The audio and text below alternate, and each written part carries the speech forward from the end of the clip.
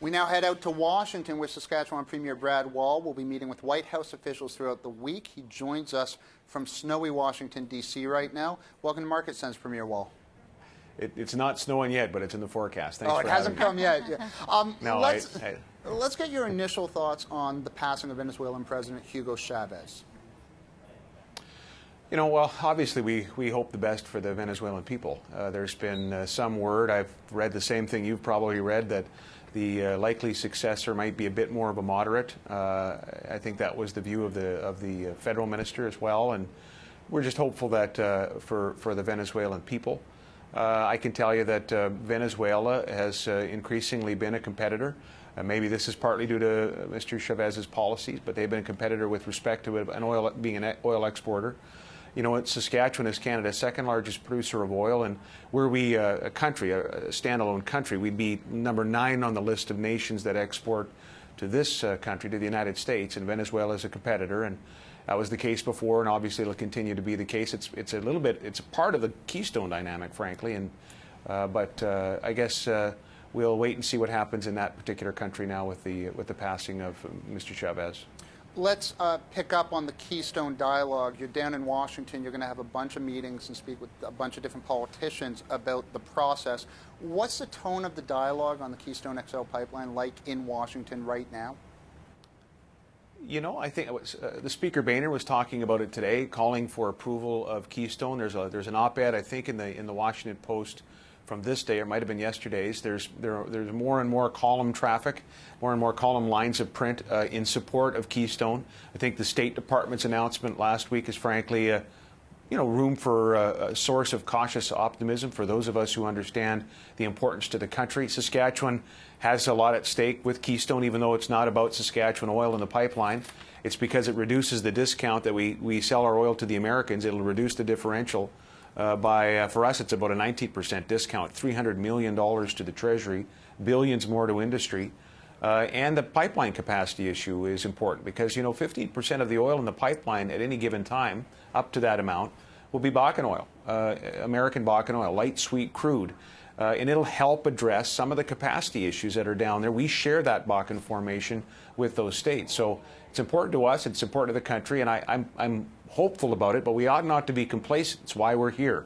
We're going to meet with about 10, 11 senators and Congress men and women, and we're going to be meeting with White House officials, including the Assistant Secretary of State in charge of the file, and we have a meeting with Majority Leader Cantor, and so we're going to try to make the case for Keystone, not just from an economic development standpoint, by the way, but also from an environmental standpoint, because we know the administration needs to hear that, I think, before we can get to that approval.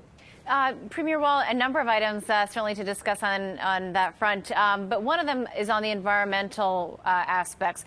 What is it in terms of what Canada is doing that would lend support for Keystone XL being approved? Prior to the U.S. election, the economic case was being made because the economy was dominant in the election, so I think that was the right way to go. Since the election, we do have to stress the environmental record of the country. And in Canada, we have a record that we need to promote. It's imperfect. We need to do more in terms of mitigating CO2, in terms of habitat issues around sustainable energy development. But we should talk about the record, because I don't think there's a country that is investing more from a public sector standpoint, from a private sector standpoint, than ours in terms of technologies to mitigate the CO2 issue around energy development. In our province, we're investing about $1.24 billion on a per capita basis. I think that's as big an investment you're going to find in clean coal. In the United States, they rely 45% of their energy comes from electricity comes from coal. It's a much bigger issue for them than a pipeline. And so we have some technology to offer, and we have a record. We have our own greenhouse gas legislation, as does Alberta. Alberta was one of the first to have a price on carbon.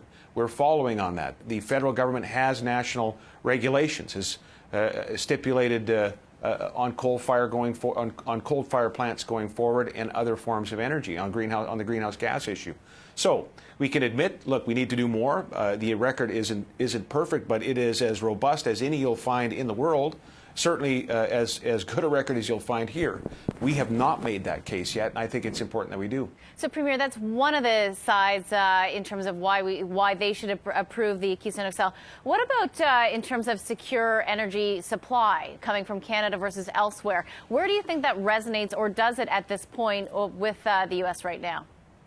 I think it does, absolutely. Now, I'd say that I think most here are familiar with the economic argument, whether they support Keystone or not, and I think most are familiar with the energy independence or the energy security argument that you've just highlighted, because of course when Canada is exporting oil to the United States, it's coming from a country that is obviously a country whose values are very similar to the United States in terms of human rights. There's other footprints around other markets for oil, if we can put it that way. People talk about the CO2 footprint. There are other things that should be factored into those with whom we compete for this particular market. And of course, North American energy security is, on a standalone basis, is a pretty important issue for Americans who may not want to be buying oil from very unstable regions of the world that don't particularly like the West. So I think that's part of it, but I think that argument has been made, and I do think we need to pivot to the environmental piece, and we'll be trying to do that when we're here. Premier Wall, how much of a theme do you think it will be in your meetings that, look, Canada's also trying to get the energy and the oil out east-west as opposed to north-south? Is that something that the Americans are fearful or don't want to see happen? You know, I just think it's important for us as Canadians to examine all of our options and to be honest with our American friends. This will always be our most important trading relationship. You know, 63% of the exports from my province go to the United States, and Saskatchewan is the second least dependent on the U.S. for its exports. We'll always need to be stewards of this particular relationship, but we do need to be frank and say, look, we have to explore all of our options. Right now we're taking a huge, the owners of the resource, the people of Canada, are taking a real big discount by selling it as we're selling it now versus the Brent price, as you know, versus the price we could get if we can get it offshore. So we need to diversify our markets, not just for oil, but for everything. I think that's just it's just wise, and it's important that we share that with the Americans. I do think that they've noted that. I've seen that those comments in stateside in terms of some of the media reports and speeches that I've read, and I think they're aware of that, and I don't think that's a bad thing. I think it's important for us to diversify, and the Americans will react to that as they will. Premier Wall, great to see you. Thank you very much for joining us today. Thanks for having me on the show. Premier Brad Wall of Saskatchewan.